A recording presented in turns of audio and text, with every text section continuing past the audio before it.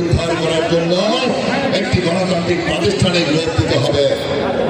আজকে একটি নির্বাচিত আপনার সরকার জনগণের প্রত্যাশা, এদেশের মানুষ চায় তাদের জনগণের ভোটে নির্বাচিত সরকার। জনগণ ভোট দিতে চায়, বারবার তারা ভোট দিতে ব্যর্থ হয়েছে। আজকে মুখিয়ে আছে তারা একটা ভোট কেন্দ্রে গিয়ে তাদের পছন্দের প্রার্থীকে ভোট দেবে। বন্ধুরা আমার, শেখ হাসিনা যাওয়ার পরে অন্য কাউকে প্রভু মানে না, আমাদের প্রভু আল্লাহ রাব্বুল আলামিন। তাই আমরা সকলের সাথে সুসম্পর্ক রেখে রাষ্ট্র পরিচালনা করতে চাই।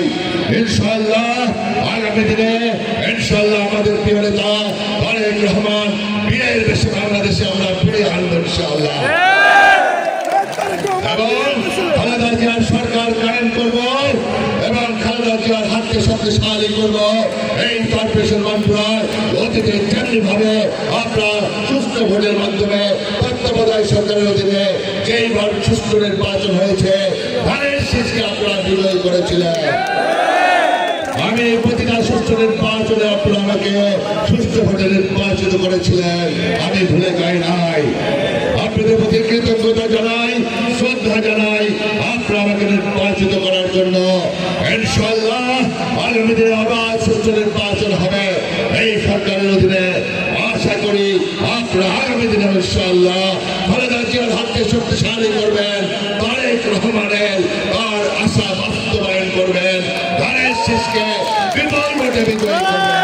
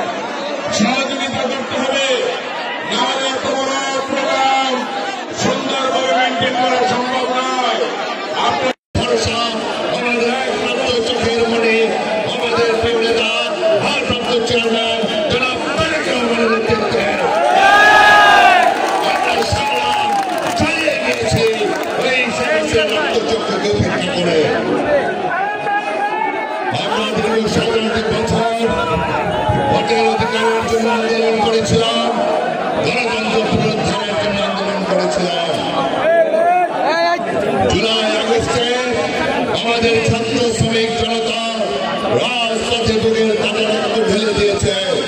সকল রাজনৈতিক দল ছাত্র নেতাদের পাশে দাঁড়িয়েছে। যেমনি ভাবে রংপুরের অবস্থায় আর আমাদের সেই চিটাগাংয়ের ওয়াসিম আকরাম সহ মুক্ত সহ অনেক হাজার হাজার আমরা ছাত্র শ্রমিক জনতাকে হারিয়েছে।